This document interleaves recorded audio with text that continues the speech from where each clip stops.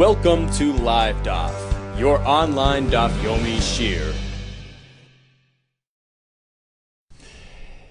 Shalom Aleichem, welcome back. Today's Daf Yomi is Kesubos Tzadik Aleph. We're going to pick up where we left off yesterday, when we started discussing the concept of Kesubos Benin Dichron. So briefly speaking, it's as follows. The Chachamim wanted to encourage a father to be generous in his dowry offerings upon his daughter's marriage. So they established a concept called Kesubos Benin Dichron, which in effect means like this. She brings in all that material into the marriage, and she passes away during his lifetime. Everything reverts to the husband. He's the Yerush.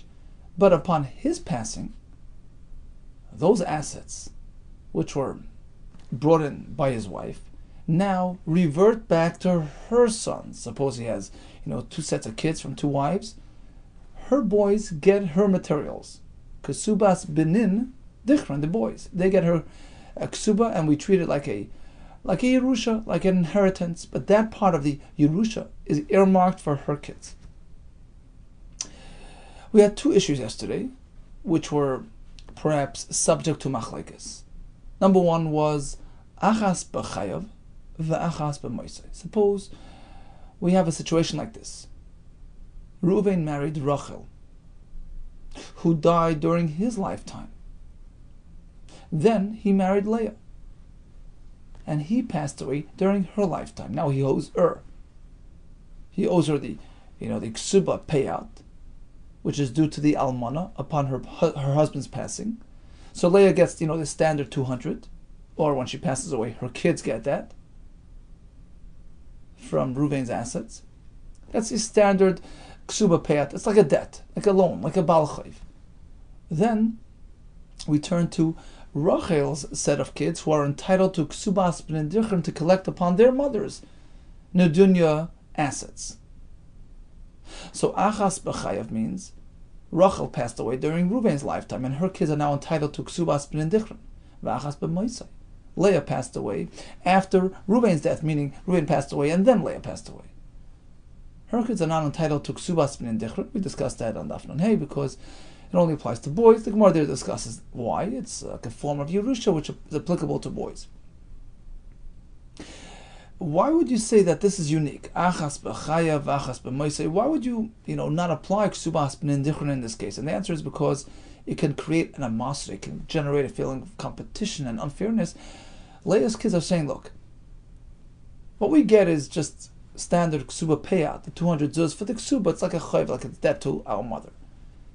But you, Rachel's set of kids, you are getting an unequal portion in our father's inheritance because you are being yerush, Kesubos Benin Dichron, something which we don't have access to.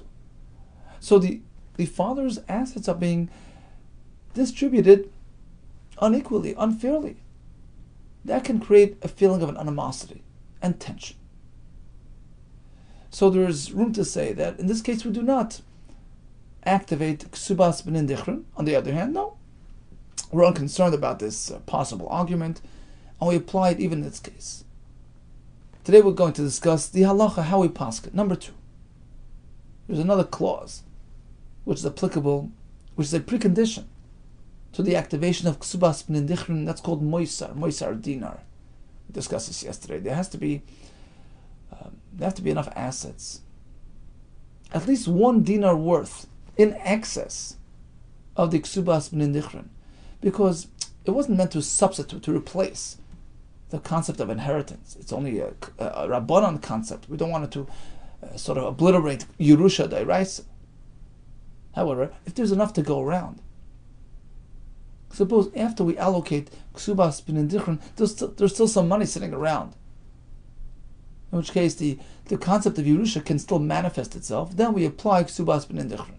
Question: suppose any remaining funds are now going to be paid out as a ksuba payout to Leah's kids. Does that count as moisar dinar? Do we have a manifestation of Yerusha? Perhaps yes, because they sort of inherited that fund and now they're paying it out to pay out their father's debt. So technically they were yerush that money. They just had to quickly go and pay it out, but they received it. Ksuba nasis moisar lechaverta. The ksuba payout is classified as moisar, as something in excess of the ksubas b'nindichron. It counts as the Yerusha aspect of this arrangement and enables us to apply ksubas b'nindichron. So in brief, this is what we learned yesterday. How do we paskin? In both cases, do we activate ksubas b'nindichron or not? Says the Gemara on top, Tzadik Aleph Amud Aleph, 15 lines from the top of the Amud. In both cases, the answer is yes. Oma Mar Zutra, Mishmei Dera Papa, Hilchasa, Achas b'chayev v'achas b'maisei. In this case that we explain, where Rachel passed away during Reuven's lifetime, in which case her kids are looking for ksubas b'nindichron, ultimately after Reuven's death. V'achas b'maisei, and Leah's kids are now looking for the regular standard ksuba payout because he had passed away during her lifetime. In this case, we're not concerned about animosity, about tension. Rather, we say yesh lahen ksubas b'nindichron. We activate the concept of b'nindichron. We give Rachel's kids their fair share. That's number one. Number two, uksuba, the fact that both sets of kids are using part of the Yerusha to pay up their father's ksuba to Leah. Uksuba nasis moisel chaverta, it's considered extra money set aside on top of the b'nindichron, which is a manifestation of the Yerusha Dairaisa. So it's considered moisel chaverta with reference to the money being sent to the other kids for ksubas b'nindichron. We treat the ksuba payout as a Yerusha, which was accepted by all the kids and paid out as per their father's debt. So bottom line is we enable ksubas b'nindichron in this case because we have a fulfillment of Yerusha Daraisa. So in both cases the answer is positive. Yes. Asks the Gemara, why did he have to mention both halachas? Perhaps he could have said one and we would have learned the other one from that one. Bishleima iyashmi'inan achas b'chayav achas b'moisa yesh lahen ksubas b'nindichron. Had he told us the first halacha, that we apply ksubas b'nindichron when Rachel passed away during Reuven's lifetime and Leah passed away after his lifetime, he would have told us that ksubas b'nindichron is applicable there. But he would not have told us that we can apply the funds used to pay out the ksuba to the concept of moisar, treat it as a Yerusha. If he wouldn't have told us that, I wouldn't have known it. Havamin, I would say, well, when it's achas b'chayev v'achas b'moisar, we have ksubas b'nindichron, perhaps that's only when we actually have extra money on the side, money that's not going to be paid out, money that's going to be actually received by the kids as Yerusha. If you have extra money on the side, yeah. But if there's no actual extra money, because anything there is going to be paid out, you don't have a tangible manifestation of Yerusha law. You can't go ahead and just take everything and use it for ksubas b'nindichron because it's sort of ignoring and obliterating the concept of Yerusha. So that's why he had to add that second clause as well. No. Ksuba nasis moisa l'charverta. Even money paid out for a ksuba payout is considered like Yerusha. It's considered like the kids got it in a Yerusha context and then paid it out to pay off their father's debt. So it counts as moisa. Ela lishmin and ksuba nasis moisa l'charverta. But why couldn't he say item number 2? Ksuba is considered extra, in which case we can allow Rachel's set of kids to get their ksubas b'nindichron, and now we automatically know that in the case of achas b'chayev achas b'moisei, as per our case, we apply ksubas b'nindichron. You just told me that. V'ana yadana, and I'll know mishum da achas b'chayev achas b'moisei. That in this type of case, yesh lahem ksubas b'nindichron, we activate ksubas b'nindichron. Once you tell me that the funds used to pay out Leah's ksuba is considered moisar, which allows us to activate Rachel's ksubas b'nindichron, don't you already know? Don't you already see that in fact we activate ksubas b'nindichron in this case? It's pretty obvious. No. The answer is, if he would have just told us a second idea that ksuba can be used as moisar, havamina, I would say, look, perhaps we can sort of concoct a case where ksuba nasas moisar, but it's a not. It's not a achas b'chayev achas b'moisar. How do you have that?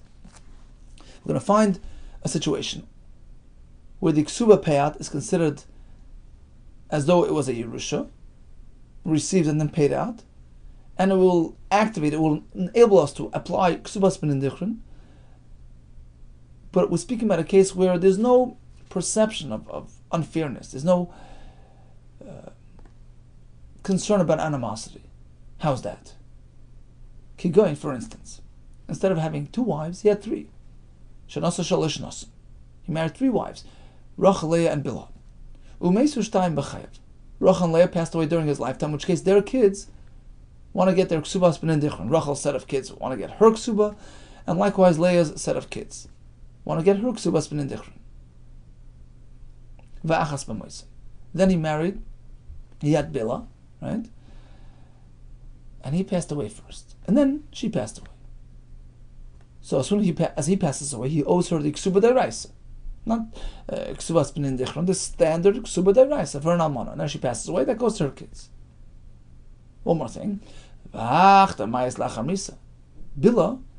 he led us in the Kevahi. She had a child, but not a boy, who was eligible for Yerusha.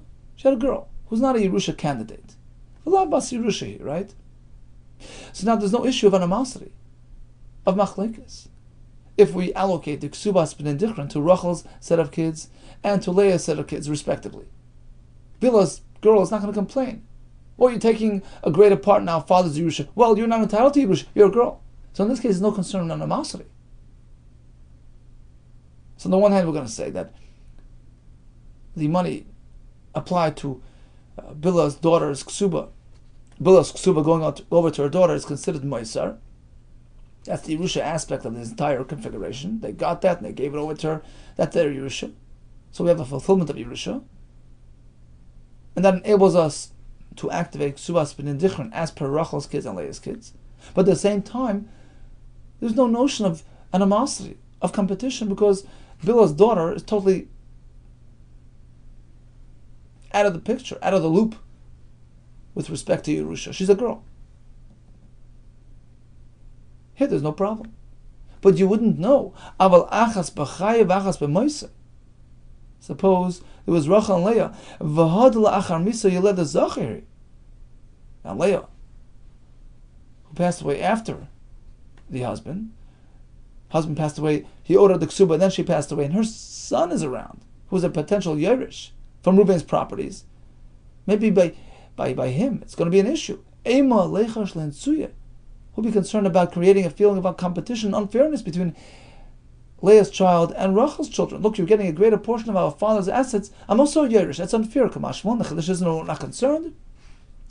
We give each set of kids their fair share without any concerns.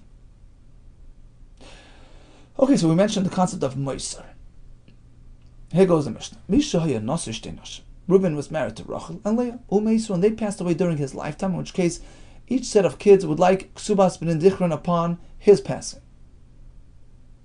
And then afterwards Reuben passed away.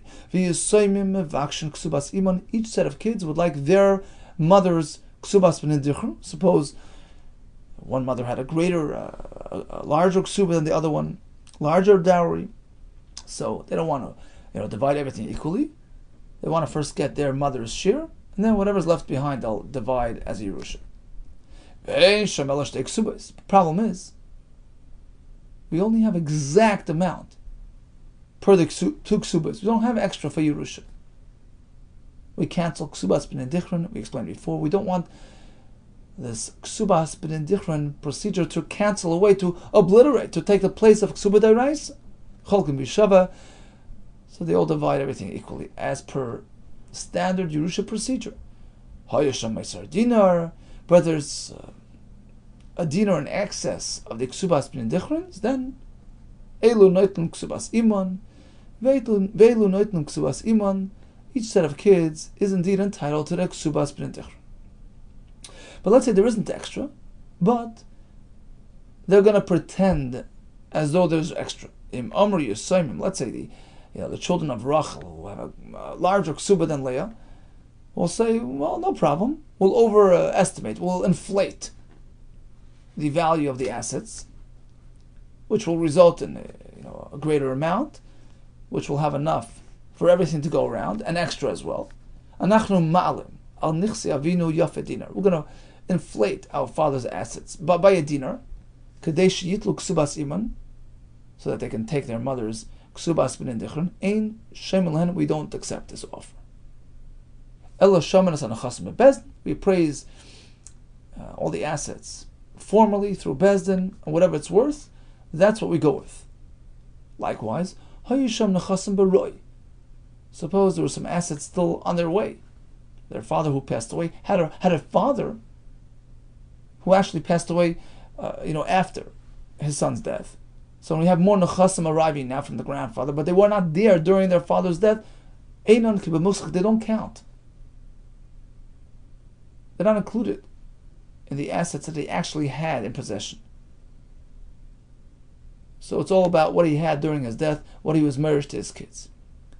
Not, we don't count in what came later. Rabbi Shimon Omer, another chiddush, it has to be karka.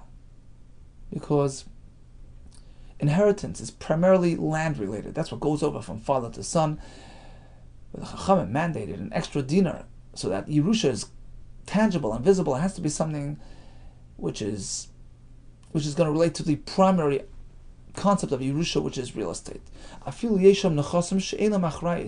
Even if you have mobile objects, you have things which are not secure, they don't count.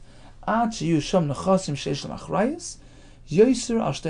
don't need actual secure, real estate, something dependable enough to go around to allocate both ksubas plus an extra dinar. One isha had a ksuba worth 1,000, the other one 500, and their respective children want to inherit those amounts. So again, the same idea. If there's extra, at least a dinar beyond these allocations, which is a manifestation of the ksuba of the Yerusha D'Oraisa, that allows us to apply ksubas b'nin dichron. Elu noitn ksubas iman. These kids will get their mother's ksuba. Ve'elu noitn ksubas iman. Likewise, the other kids. V'imla, but there is no extra money. Yechalka b'shava. We just go back and revert to standard Yerusha procedure. We divide everything equally. Pshita. The halacha in the following case will be very clear and obvious. Min Reuben. Suppose he passed away, leaving a large amount of assets, enough for everything, plus more than that. Finismatu. Eventually, when they got down to appraising it, it shrunk in value, and there isn't enough to go around. There was no moisar dinar. Kvar zochu behen yershim. We say that the ksubas b'nin dichron is activated. The kids with the greater ksuba will get their portion, because it's all about what the assets were worth at the moment of their father's death. However, mu'atan min esrabu mai. What about if it started off being lower in value, not enough to go around? Then it increased in value. Do we follow the point of death, or do we say, well, they're lucky, everything is worth more, let's go for it? Mai tashma. Here comes a raya. The nichsi, there were these assets, the Bei Bar Tzartzur, from this fellow Bar Tzartzur, Mu'atan v'Esrabu Havu, was exactly this type of case. It was worth relatively less, and then it went up in price. And the children wanted to collect their ksubas b'nin dichron, due to the fact that there's enough to go around. They came to Rav Amram. Amar lahu, so he tells the other kids, the other set of kids, Zilu Paisino, go quickly and accommodate them. They're totally right. There's enough to go around. They deserve their ksubas b'nin dichron. They didn't pay attention to them. Amar lahu, he threatened them.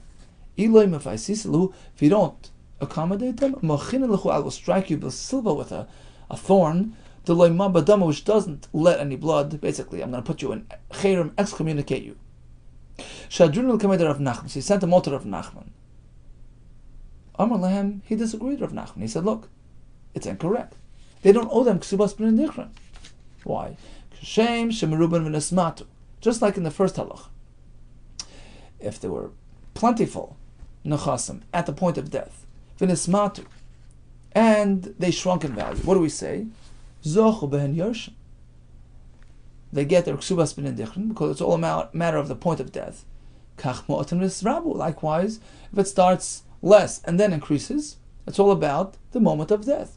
Then everybody's zeicha, meaning, we're speaking about the set of kids who are not going to get so much. They're zeicha to sort of cancel Kesubos b'nidrichen from their fellow half brothers, and now everybody divides the nechasim equally. The point of Misa is what determines. Here comes the Gemara with 4 more stories. Hahu Gavra, there was this fellow, the Abu Maskri Bey Alpha Zuzi. So there was a 1,000 zuz claim on him. Basically, he owed 1,000 zuz. He was a loiva,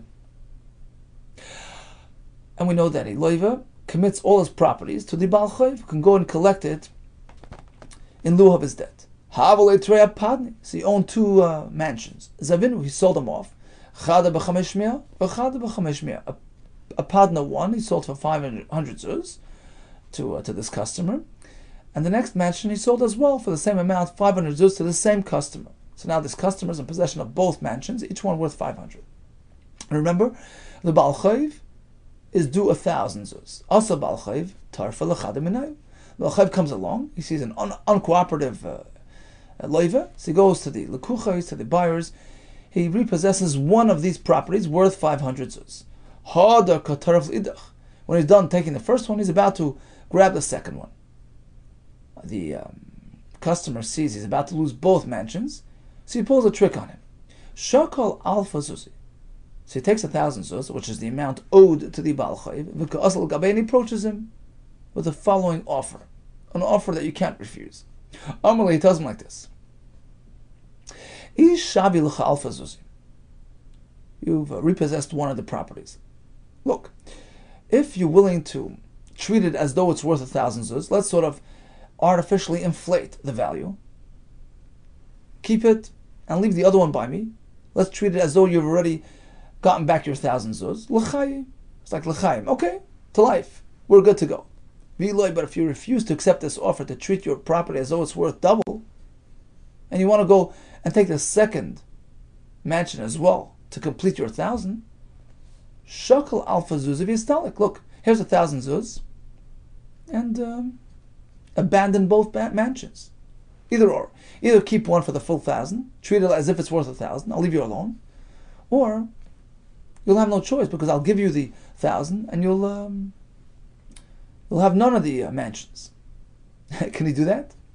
Can he blackmail him like that? So he figured that's the Mishnah. You can't do that. You can't artificially inflate properties. Right? If one set of orphans claim, "Oh, we're gonna appraise the home," we don't believe them. We don't accept that offer. They have no right to do that. Right? We need the extra dinar. How do we get that? Well, it's worth an extra dinar in our eyes. We don't accept that. Here as well, the buyer can't just blackmail the Baal Chayv by forcing him to inflate the value of the home that he repossessed. Amalei Rav, what's the connection? How do you compare? Me dummy. Hasam, in the case of the Mishnah, of course they have no right to artificially inflate the value because they're hurting the other Yisayimim. Islup Seidali asked me, they're bringing a loss to the other Yisayimim, they're forcing the process of Kesubos b'nidrichen on them, and it's unjustified. Hachami Islip Seida? But in our case, it's a genuine offer. The Baal Chayv is going to lose anything? I'm offering you one or the other. Either keep the home and leave me alone, or take the 1,000 zuz. That's a fair offer. Alpha Yoiv. Look, the Baal Chayv lent him 1,000. Alpha Shakel. Now he's being offered 1,000. Let him take the 1,000 and Zaygesund. So suppose he followed through. He took the 1,000 from the buyer who was trying to save his property. Can that buyer now go back to the loiva, to the borrower, and claim back 1,000? V'tirfa, Rashi explains, is a shtar, a document that Bezdin will provide to the lekeach, because remember, he purchased these mansions with achrayas, with insurance. If any of your creditors will come and grab it from me, you'll compensate me. The question is, this tirfa that Bezdin will provide to the lekeach because he lost his property or lost his money,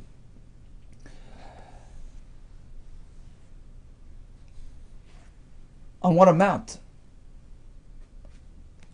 How much is he gonna? What type of amount are they gonna write in the shtar? V'tirfa bekama kasvinon. Okay, so let's take a look at Rashi, who explains this in depth. About 8 lines from the top. V'tirfa bekama kasvinon. Because we're sort of in a tricky case. We have a dilemma here.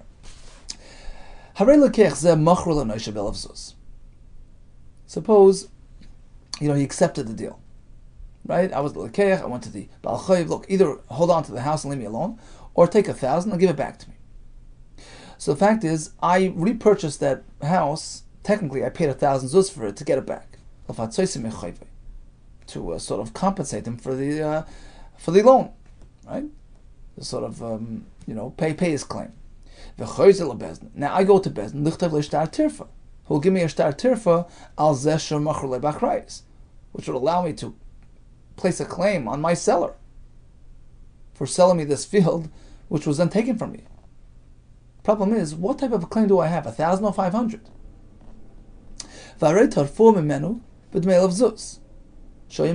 Fact is, he repossessed my home because of the 1,000 zuz that he was trying to collect. And I actually had to retake that home by paying 1,000 zuz. So it cost me 1,000. But the actual value of that house was only 500. Bekama kasvin leitirf ba'alfa kashir achayiv. Do they actually empower me to collect 1,000, which is the amount that he owed to the Baal Chayiv, which actually caused me to spend that 1,000 zuz to compensate him and to get him out of my way? Or perhaps the seller only owes me 500, because in practice only one home was taken from me, one home which is worth 500, and it cost me X amount to get that home back. You have to compensate me for the loss that I incurred in order to retrieve that home. The value of that home the market value is 500. So it happens to be that I lost 1,000 because I was trying to totally address the Baal Chayiv's claim. But the fact is, he only took one of the homes. At that early point, he only repossessed one of my mansions, which are worth 500. So technically, the loss was only 500. Technically, I could have just paid him 500 and gotten that home back. So the loss is technically only 500. And that's what he has to compensate me. So it's sort of tricky. Technically, I only lost 500 when I lost that home. And that's what he has to compensate me. But in practice, I spent 1,000 to get it back. And it was a justified expense because you owed him 1,000. Now I was trying to address his full claim, lest he go and grab my other home. So how much am I entitled to? Says the Gemara, "Tirfa bekama kasvinan." What's going to be the figure in the shtar tirfa? How much can I reclaim from my seller? Ravina ba'alfa, 1,000, as per the chayiv, which I paid on your behalf. Ravira amar b'chamesh meya. You can only recollect 500 because that was the value of the home that the Baal Chayiv took from me. V'ilachasa b'chamesh meya, it's only 500. Interesting chiddush. Here comes another story, which is almost, a matching case. How Gavra, there was another fellow that have a mask be mezuzis. He owed 100.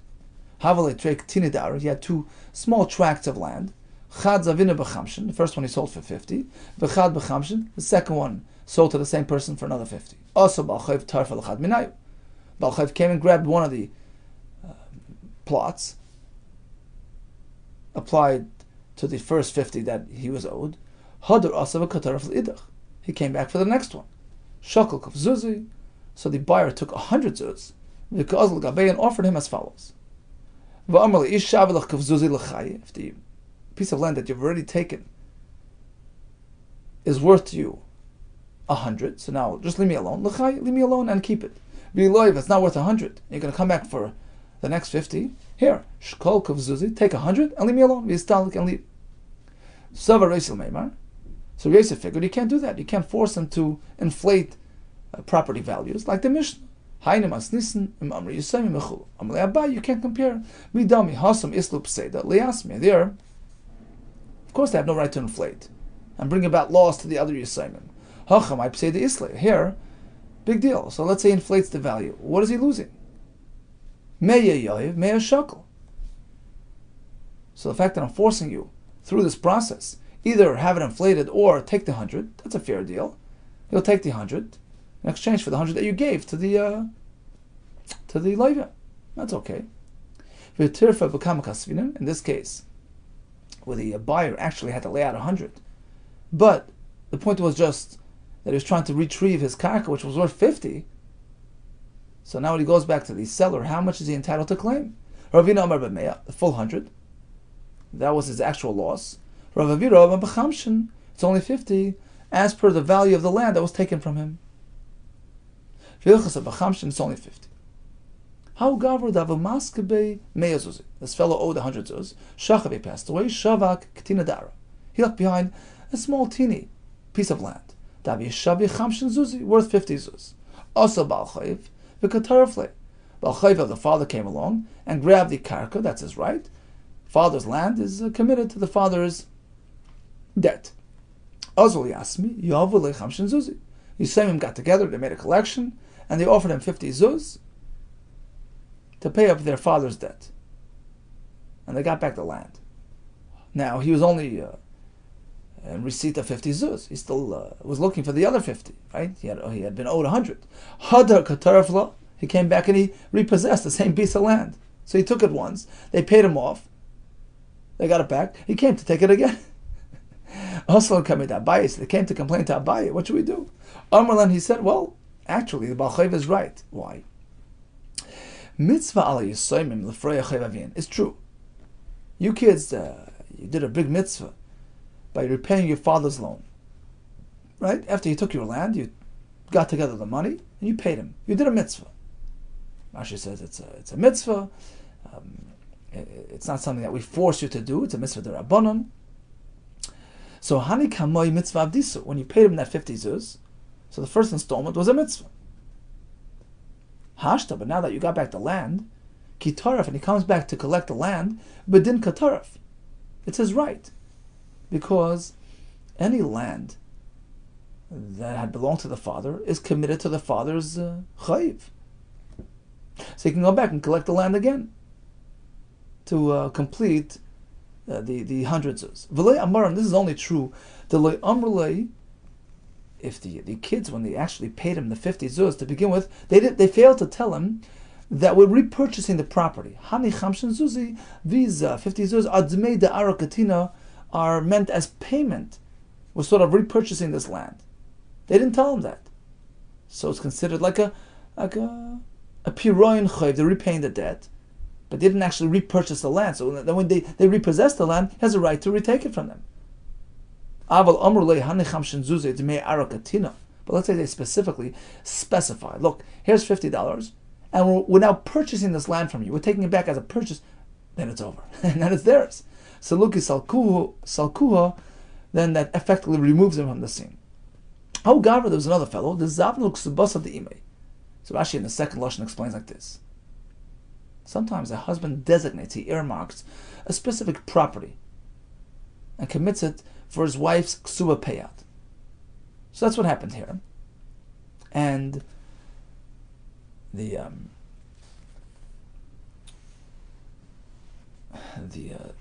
father had passed away. And before anything happened, the son already sold this plot of land to a stranger. On chance. On a gamble. Look, technically, my mother can come collect her ksuba from this land. But if it so happens that you're lucky that she doesn't come to collect from this piece of land, then you're in luck, you'll keep the land. So he sold Zabna l'ksubasa the imei, the property committed to his mother's ksuba, but tevesana, for just a small sum. Tevesana is a term used for like just a small symbolic amount. He's taking a chance. It's like buying futures. V'amar lein, he tells the buyer, "Yi'as ye'em arara." Look, if my mother comes and makes trouble and access challenges you, I'm not going to compensate you. I'm giving you a sort of a hedge deal here. I'm not guaranteeing the sale. And what happened? This fellow was in luck. Shchiva ime. In fact, the mother passed away before having a chance to collect the ksuba. V'loi arara, and she didn't challenge the buyer. But who did challenge him? The son himself. He is the inheritor of his mother's ksuba. V'asayihu become arar. Here comes the seller himself. He tells the buyer, "Look, I'm in place of my mother. I have a right to access this field. It's meshubah. It's committed to my mother's ksuba, which is now my ksuba. I'm inheriting her rights." So he sold it, and he's coming to get it back. Sava Ram Marcham Elamer, he figured, it's not the most just thing to do, but technically he's right. He's in his mother's place. He's assuming his mother's rights to the property. Amalei Rav, that's going too far. It's true. He wasn't willing to accept any responsibility resulting from his mother's actions, but certainly achrayis didei milay kabel. You're not going to say he accepts responsibility for his own actions. I mean, it's only right. I sold it to you. I'm not going to interfere with that sale. So now it's in his hands. It's in his ability. Keep to your word and let the buyer stick with the property. Let's do a quick chazara today's daf. Kesubos b'nin dichron applies even if it's achas b'chaye b'achas b'moiser. We're not concerned about machlekes. The ksuba money is considered moiser, which is a manifestation of the Yerusha, and allows us to apply Kesubos b'nin dichron. So we learned the Mishnah that we need an extra dinar on top of the Kesubos b'nin dichron, which that is considered the actualization of Yerusha, which allows us to do Kesubos b'nin dichron, which is not done if there's no money sitting around. We don't want it to take the place, to replace Yerusha d'oraisa. We don't allow the sons to sort of artificially inflate the property in order to produce that extra dinar. Rav Shimon says it has to be from karka. What if it starts off being high value, then everything goes down in value? There's not enough to go around. It's all about the point of Misa. Likewise, if it starts off being low and goes up in price, it's all about the point of death. We had 4 stories. This fellow was offering the Baal Chayv, look, either hold on to the one home for a high amount, or I'll compensate you and you must let go of all properties. He's in the right. We had another story with 50-50, the same story, forcing him to take payment in lieu of those properties. We had the story of the Yisomim, who compensated the Baal Chayv. No, that's mitzvah payment. And then he can come back and get the karka again unless they specified we're actually repurchasing and regaining rights to the property. And we concluded that according to Rava, although he's not taking responsibility for his mother's actions, but he is taking responsibility for his own personal behavior. All the best to you and Hatzlacha Rava.